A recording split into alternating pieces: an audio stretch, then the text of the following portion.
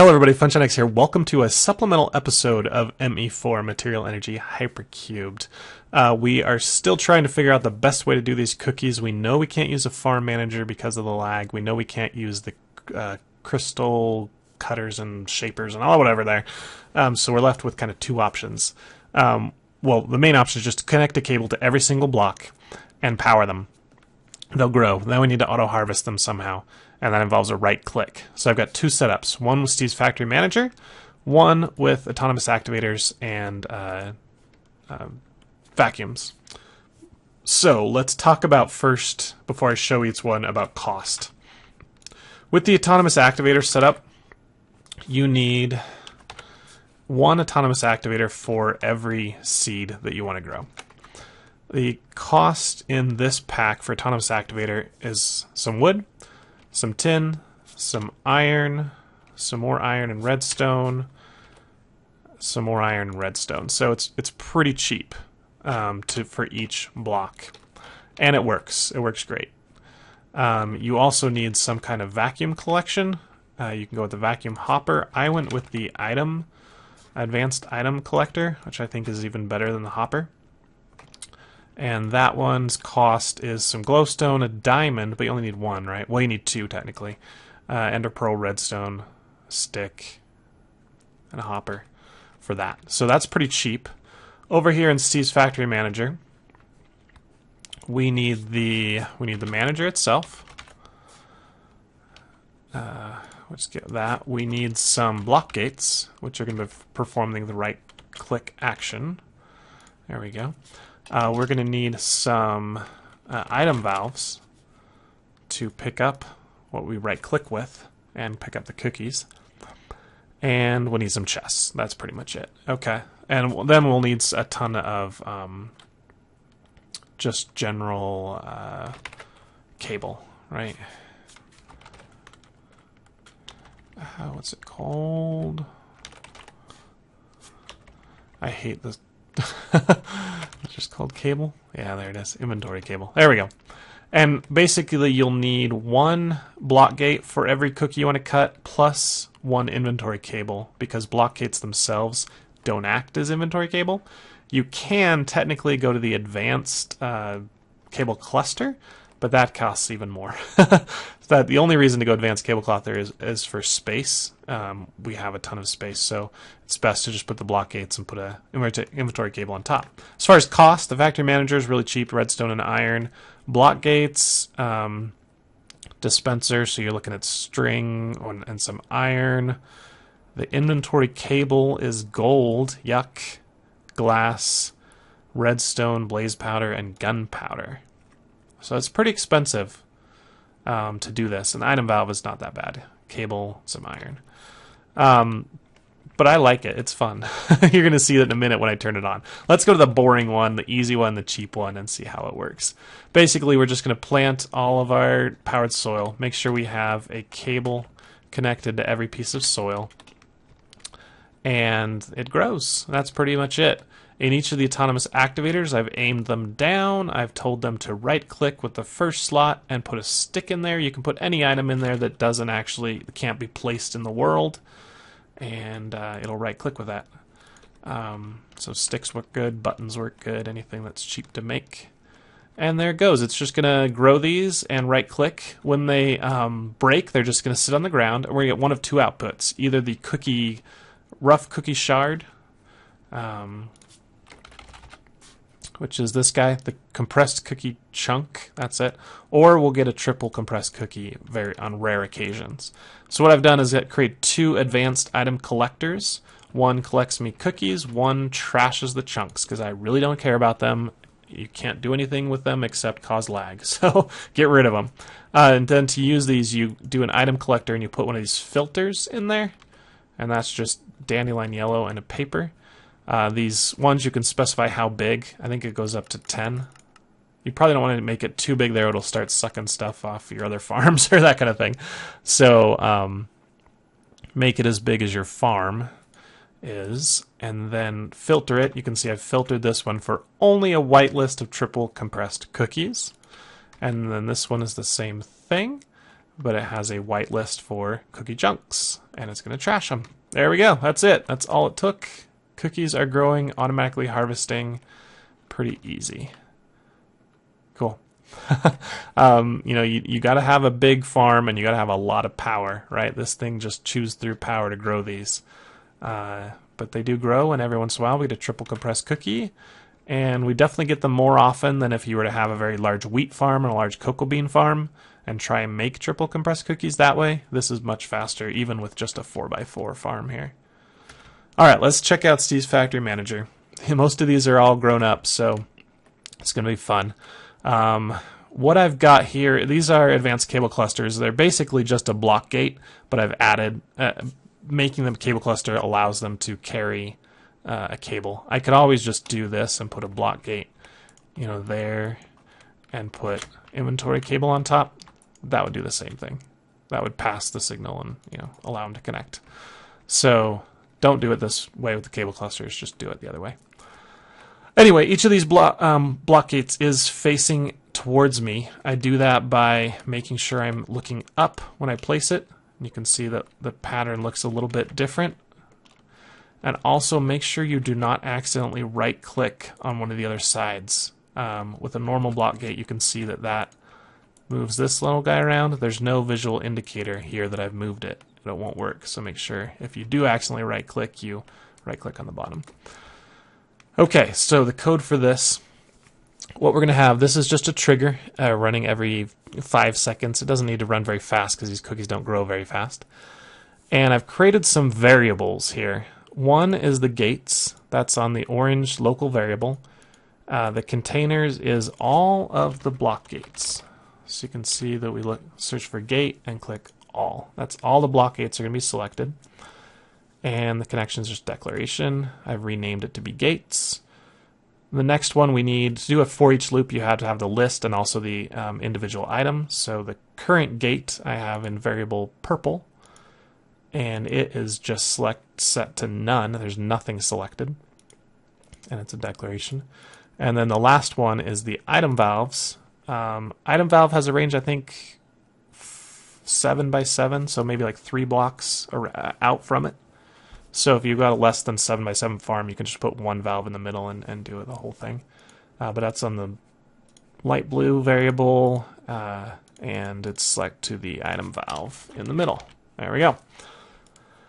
So now we're going to do the for each loop.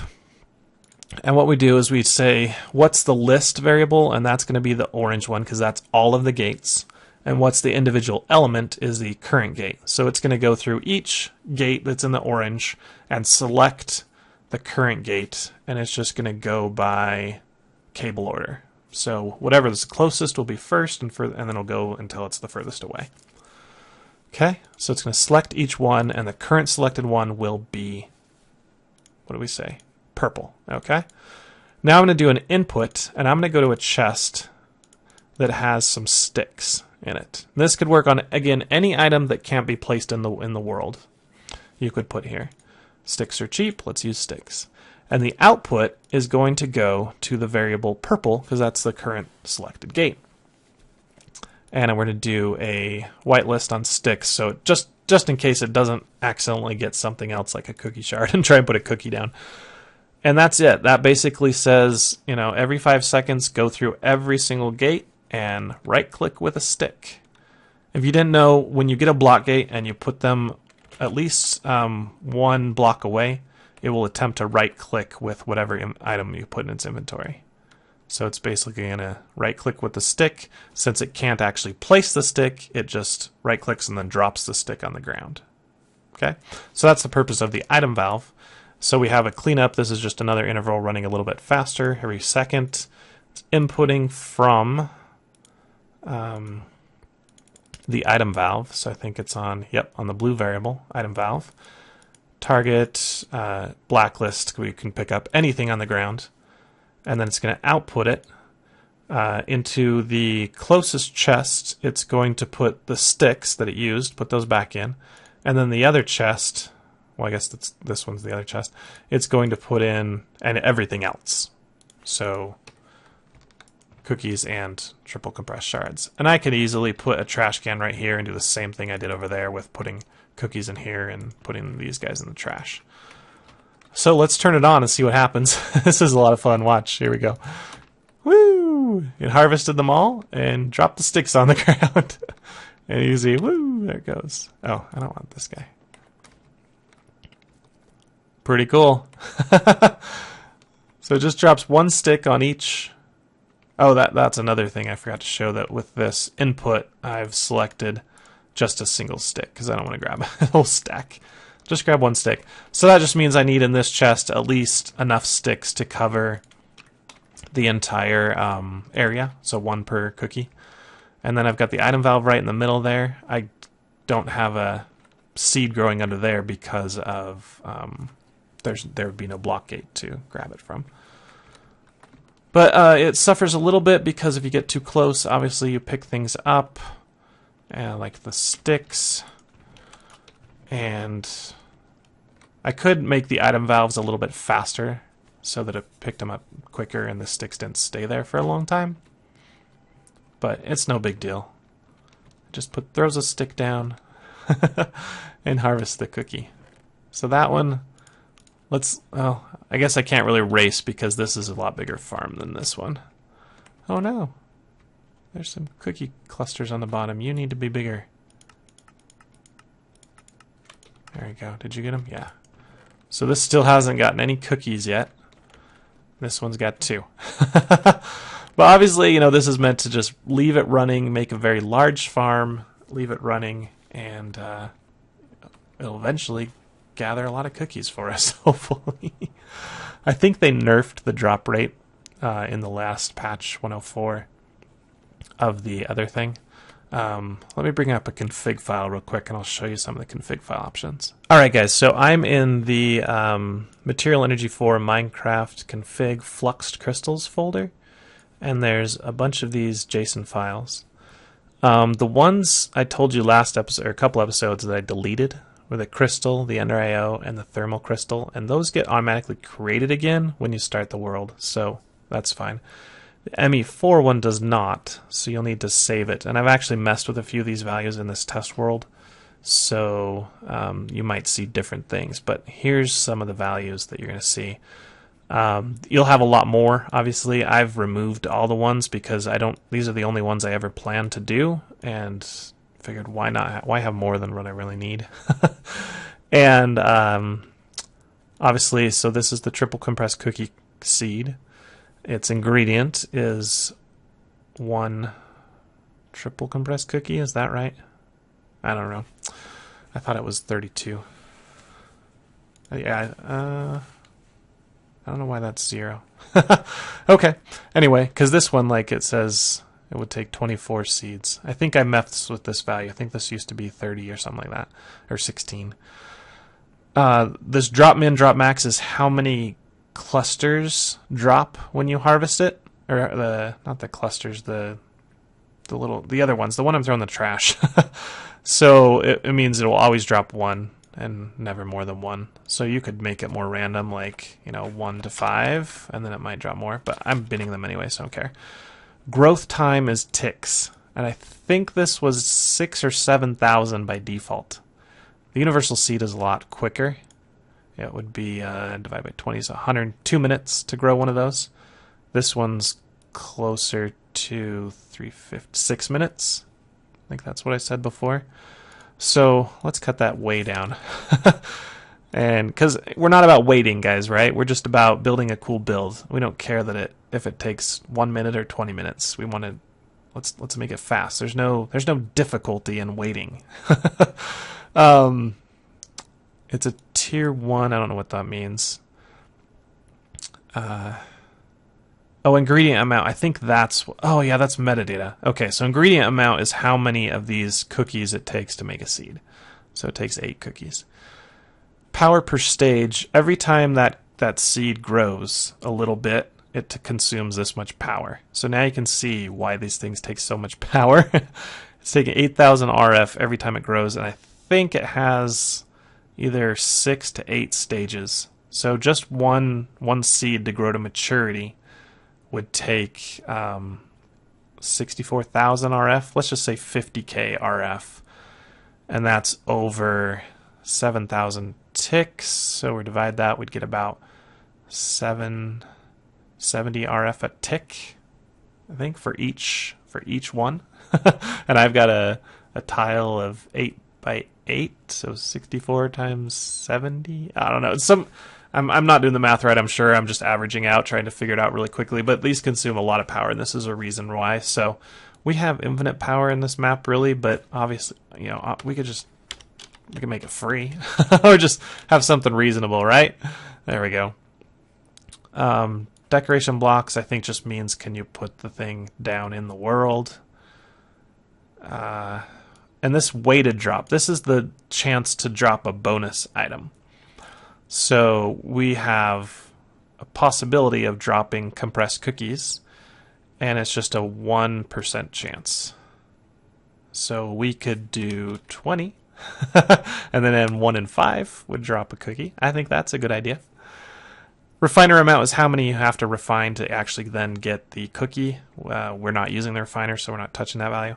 And then dimension whitelist, I think this is missing from the 101 and 102 configs. And so if you upgraded to those versions, even if you then uploaded to 103, you're probably missing this, and that's why nothing's working. So remember, or make sure you add this value here.